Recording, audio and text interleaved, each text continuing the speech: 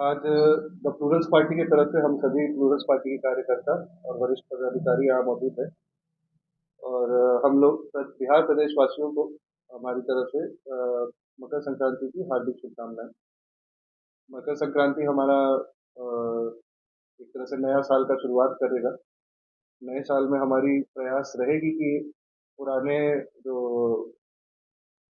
पुरानी सिस्टम से जो पार्टी चल रही है और जिस तरीके से यहाँ चुनाव कराए जा रहे हैं और चुनाव के समय में जो माहौल एक जो अराजकता के फैलाने वाले पार्टी करती है उसको बिहार की जनता नकारेगी और हम जैसे साफ स्वच्छ राजनीति करने वाले लोगों को एक मौका देगी कि हम बिहार को उसकी सही दिशा में उसको प्रगति की दिशा में लेके जाए। कई चुनाव में बिहार की राजनीति पर फिर से गरमा गई है। अखिलेश काफी तेज हो गई है कि इस बार फिर से पलटी मारती है राजनीति में। हमें उन लोगों से कोई लेना देना नहीं है, कोई किसी के साथ जाए कोई किसी के साथ आए, सरकारें बदलती रहेंगी। कितने दिन तक बदलेंगी? उनका तो टर्म तो अक्टूबर में खत्म हो ही जाएगा, बदल लें जितनी बदलनी। क्या लग रहा है इसका फायदा तुमको या चौधरी की पार्टी को मिल सकता है? हमें किसी और के गतिविधियों से फायदा नुकसान नहीं देखना है। हमारी अपनी एक राजनीति है, हमारी अपनी एक विचारधारा है। हमें लोगों से अपील करते हुए लोगों से हम मांग करेंगे कि हमें मौका दें, हमें खुद से राजनीति करने का और सरकार बना के प्रगति करने का एक मौका मिले। बीपीएससी वाले मुद्दे पे लगातार प्रदर्शन चल रहा था, लेकिन इसमें सारा टीआरपी पता से तो लेके जा रहे हैं। बीपीएससी वाले जो इशू था उस पर हमारी पार्टी नेता पुष्पम प्रिया चौधरी जी ने नेता प्रतिपक्ष तेजस्वी जी को भी चिट्ठी लिखी, मुख्यमंत्री जी को भी चिट्ठी लिखी। ये सारी चीजें हुई थी इनके गांधी मैदान के जो भ्रमित करके उधर लेके गए। अच्छा खासा एक धरना प्रदर्शन चल रहा था जहाँ पे उनको परमिट दी गई थी। वहाँ पे जो असली प्रदर्शन चल रहा था, जो असली लोग धरना पे बैठे हुए थे, जिनकी सही में जरूरत थी, कि जिनकी असलियत में मांग थी, उनको उनके इस मूवमेंट को कुछ एक दो लोगों ने अपना पॉलिटिकल गेन के लिए पूरा मूवमेंट बर्बाद कर दिया। जो एक प्रेशर क्रिएट हो रहा था बीपीएससी और एज एन ऑर्गेनाइजेशन के ऊपर, कि वो दबाव महसूस कर रहे थे। जब शुरू में आंदोलन शुरू हुआ था, जब गर्दनी बाग में छात्र बैठे हुए थे, तो एक महसूस हो रहा था कि ये बीपीएससी के ऊपर एक प्रेशर बन रहा है, छात्रों की जो मांग है वो सही मांग है।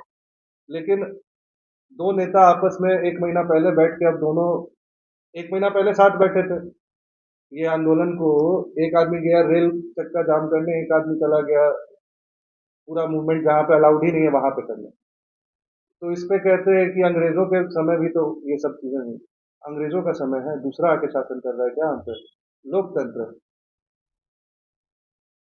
संवाद का एक तरीका है। इस लोकतंत्र में हमको मेरी आवाज रखने की एक फ्रीडम दी हुई, हम वो रख सकते हैं और हमने वो रखा। जो तरीका था हमने वो चुना। हमने सीएम साहब को चिट्ठी लिखी, हमने नेता प्रतिपक्ष जो है अभी उनसे मांग की कि आप इस पे अपना स्टैंड क्लियर करें, और उन्होंने वो किया।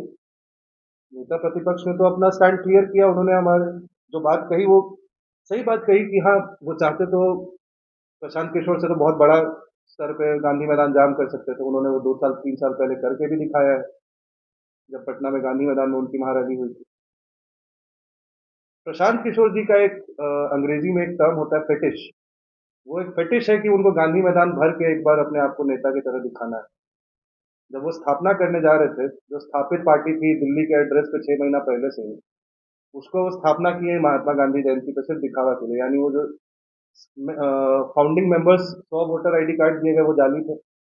जब आप स्टैब्लिश कर रहे 2 अक्टूबर को, तो लोकसभा चुनाव के समय में आपने इलेक्शन कमीशन ऑफ इंडिया को कौन से 100 मेंबर्स की लिस्ट दी थी? कौन थे वो मेंबर्स? तो इनका सिर्फ सपना है, ये स्टैब्लिश भी जब करने जा रहे थे तो कहे थे कि हम गांधी मैदान जाएंगे, गांधी मैदान नहीं जा पाए। तो यहाँ पे वेटनरी ग्राउंड मिला, वो भी क्या ही भरे। हाँ, तो वही है, उनको एक उनका एक सपना है, उनका एक महत्वाकांक्षा है कि एक बार हम गांधी मैदान भर दें अपने मन पर से। आंदोलन एक खास देखने को मिला कि 25 लाख का वैनिटी वैनिटी वैन को भी कानून में लगाया गया था। इसमें पटना से तो सिर्फ इंडिविजुअल जाते थे। वो देखिए, वो कंफर्टेबल आदमी है, उनकी कहनी, उनकी कथनी और करनी में बहुत फर्क है। उन्होंने स्वच्छ राजनीति की भी बात कही हमसे चुरा के, और उसके बाद फिर 4 सीटों पे उपचुनाव लड़े, 3 पे उन्होंने क्रिमिनल्स को सीट दिया। Criminal as an accused of crime, उन पे आरोप है अभी, लेकिन दिया तो। लेकिन छात्रों के बीच में कोई भी रात भर कंबल में कंबल बांटने का वो धमकी भी दिए थे कि हमसे कंबल लेके कुछ बोलेगा। ये सब तरीका का भाषा, क्या किसी के साथ बात करने का उसको बात करने की भी तमीज नहीं है। और हम उनको नहीं बोल रहे, हम उसको बोल रहे, क्योंकि उसको ही नहीं है तमीज, तो उससे क्या तमीज, उसका नाम क्या तमीज से लिया जाए।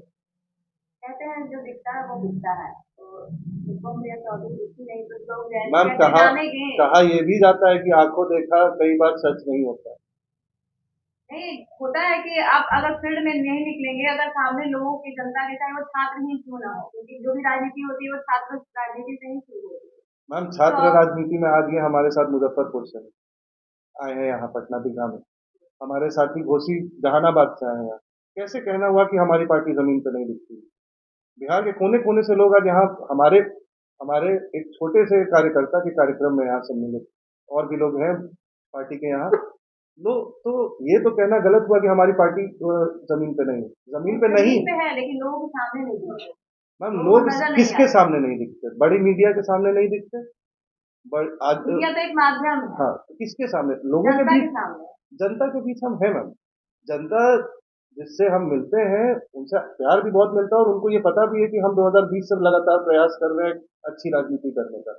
और हमारे पास कोई गुंडा, मवाली, ठेकेदार, रंगदार, ये सब की जगह नहीं। तो हमारे पास 100 फॉर्चूनर गाड़ी से एक साथ रैली निकालने का हमारा नहीं है। हमारी बहुत ही छोटी सी सोच है कि दिखावा नहीं करना। अभी हम दीघा विधानसभा में है, क्या लगता है इस बार दीघा विधानसभा में अगर पार्टी आप पे विश्वास करती है तो आप मैदान में उतरेंगे? हम मैदान में ही है 4 साल से। 2020 में जब पार्टी बनी थी तब से हम दीघा में काम कर रहे हैं पार्टी के लिए, और तब से नहीं, हम तो 96 में पैदा ही यहाँ हुए हैं। हमारी हमारे आंखों के सामने में एक्साइज कॉलोनी के सामने वाला जो एक कांड हुआ था बहुत पहले, कि एक बच्चा था, उन्होंने सीडीएस या एनडीए ज्वाइन क्वालिफाई से कर लिया था, और उनकी टेलीफोन बूथ में मार के हत्या कर दी गई। ये कहानी है 2001 या 2001 से 2003-4 के अभी बीच। वर्तमान में किन मुद्दे पर चुनाव पर उतरेंगे? यही मुद्दे रहेंगे कि हमारे यहाँ से जितने भी अपराधी मानसिकता के लोग हैं, ये जो मानसिकता यहाँ बढ़ती जा रही है कि हम अवैध शराब बेच लेंगे या कोई भी गैर कानूनी काम कर लेंगे, बच जाएंगे। प्रशासन की थोड़ी सी ढीली है पकड़। हो सकता है कि जो पुराने पार्टियों के, जिनकी जो एस्टैब्लिश्ड पार्टी जिनको आप लोग मानते हैं, उनकी जो पॉलिटिकल फोर्सेस हैं वो कहीं ना कहीं कनेक्टेड है इन लोगों से जो छोटे लेवल पे यहाँ पे क्राइम करा रहे हैं। हम ये सीधा एक्यूजेशन लगाते हैं कि उनके जो कार्यकर्ता है वो इसीलिए कार्यकर्ता है क्योंकि वो अराजकता फैला पाए और उनके बड़े नेता उनको बचा पाए। हम उस चीज पे नहीं चल दीघा सकते। विधानसभा में मुकाबला काफी कांटे का होगा क्योंकि लगातार यहाँ पे बीजेपी अपनी सीटें लेके गई है। आप कैसे ये चुनाव में लड़ेंगे, कैसे उनको टक्कर देंगे?